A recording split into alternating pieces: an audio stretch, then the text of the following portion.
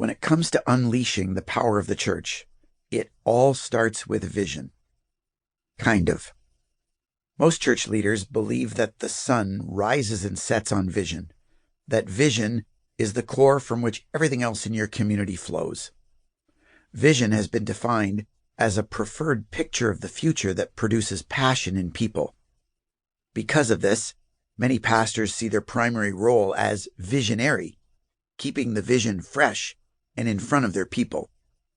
Vision casting has become an art among church leaders because of the chronic challenges in churches where it's been said that vision leaks. Of all the dynamics of church life, what seems to get the most attention is the power of a church's vision. Often, the Proverbs are cited to make this case. The King James Version of Proverbs 29:18 reads, "Where there is no vision, the people perish."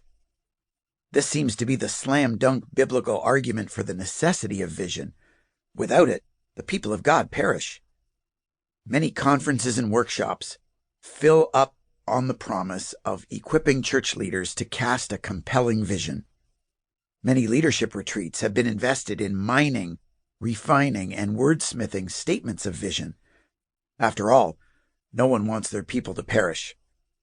What's interesting to note, though, is what Scripture means by the term vision in Proverbs 29:18.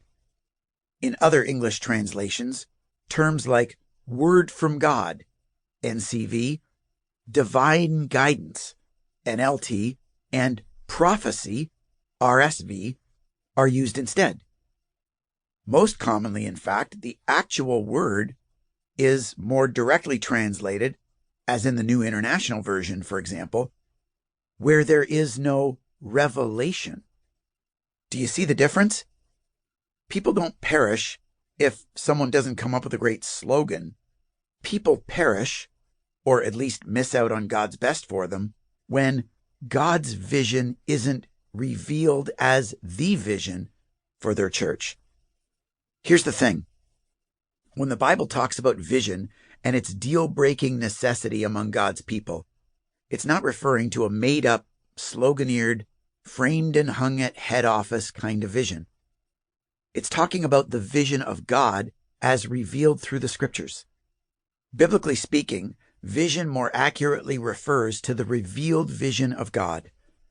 For sure, vision matters, and for sure, it leaks. But the primary vision God cares about when it comes to his body and bride is the one God's provided in the Scriptures. So the obvious question that emerges then is, what is God's revealed vision for his church?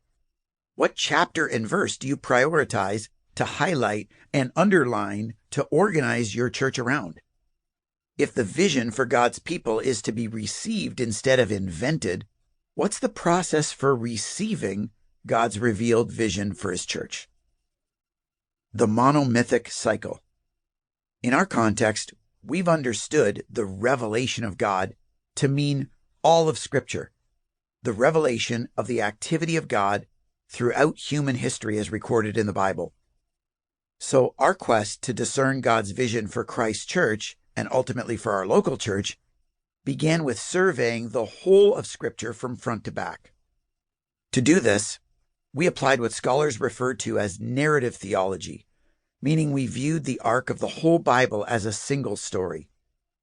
Before doing that, though, we had to first understand how the arc of a single story works. For those who haven't majored in literature, which includes me, we need to understand something called the monomythic cycle. The term combines the root words mono, meaning one or single, myth, meaning story or narrative, and cycle, meaning pattern or structure. The monomythic cycle is the single pattern or structure of a story. We needed to appreciate that every story, especially an epic narrative, actually follows a very predictable pattern or structure. First, it begins with the original ideal. This is the once-upon-a-time moment where everything is as it should be. Soon, though, conflict emerges. This tension is what gives stories their plot. From there, the plot thickens as things go from bad to worse.